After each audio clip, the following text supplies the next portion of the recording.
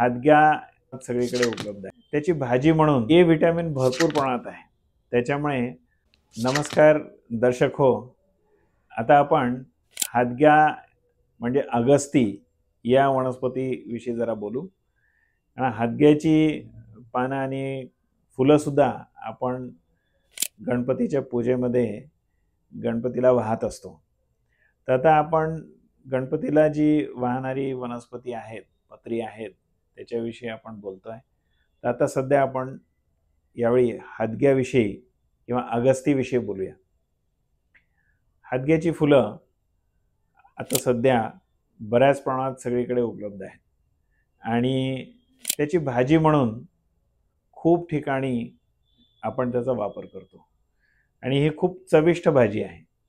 हादग्याला अशी मोठी होडीच्या आकाराची पांढरी फुले येतात आणि ही फुलं बऱ्याच ठिकाणी असा वाटा ठेवून किंवा किलोवर विकताना विक्रेते आपल्याला आढळतात आणि ही एक चवदार अशी भाजी आहे आणि विशेष म्हणजे याच्यामध्ये खूप चांगली औषधी गुणधर्म आहेत। याच्यामध्ये ए विटॅमिन भरपूर प्रमाणात आहे। त्याच्यामुळे रातांधळ होण्याचा जो त्रास आहे ना, तो आपल्याला टाळता येतो। ज्यांना असा त्रास आहे त्याने तो वापरावाच, परंतु डोळ्याचं पोषण होण्यासाठी आणि डोळ्याचे आजार होऊ नये म्हणून मधून आपण या भाजीचा वापर केला पाहिजे।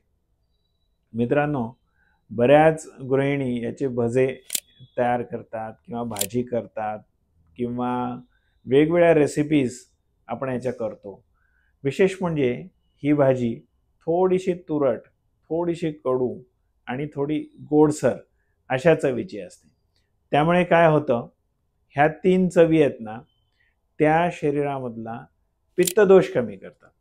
म्हणून पित्ताचे विकार, उष्णता वाढणं किंवा आता शरद ऋतू येईल, सध्या वर्षा ऋतू सुरू आहे, पण शरद ऋतू जेव्हा येईल सप्टेंबरच्या दरम्यान, तेव्हा सगळीकडे उष्णता वाढेल। ऑक्टोबरच्या काही दिवसांमध्ये उष्णता वाढेल आणि त्यावेळी अशा चवीचा पदार्थ किंवा भाजी आपण जर खाल्ली तर होणारे उष्णतेचे जे आजार आहेत ना, ते आपण नियंत्रणात ठेवू शकतो।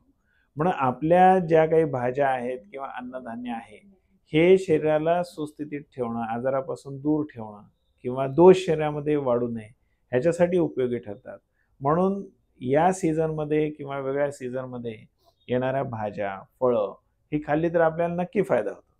आता हा हादगा जो आहे ना, तो शरीरातला कफदोष कमी करण्यासाठी, चिकटपणा कमी करण्यासाठी आणि पर्यायाने जडपणा कमी करण्यासाठी सुद्धा उपयोगी ठरतो। म्हणून कफाचे जर आजार असतील ना, जडपणा आला असेल किंवा वेदना असतील, सूज काही ठिकाणी येत असेल, तर पोट साफ करून व्यवस्थितपणे सूज कमी करणं, वेदना कमी करणं यासाठी सुद्धा या हादग्याच्या फुलाचा किंवा याच्या भाजीचा उपयोग होतो।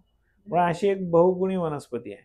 म्हणून निसर्गामध्ये किंवा आपण ज्या देवाला वाहतो ना वनस्पती किंवा फुलं, त्यांचे सुद्धा वेगवेगळे औषधी उपयोग आहेत आणि ते जाणून घेऊन आपण जर त्याचा वापर केला, अन्नामध्ये आपण त्याचा समावेश केला, तर नक्की आपल्याला आरोग्य मिळतं।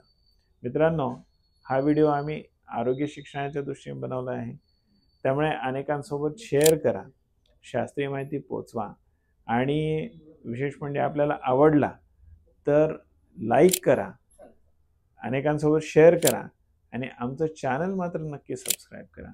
धन्यवाद।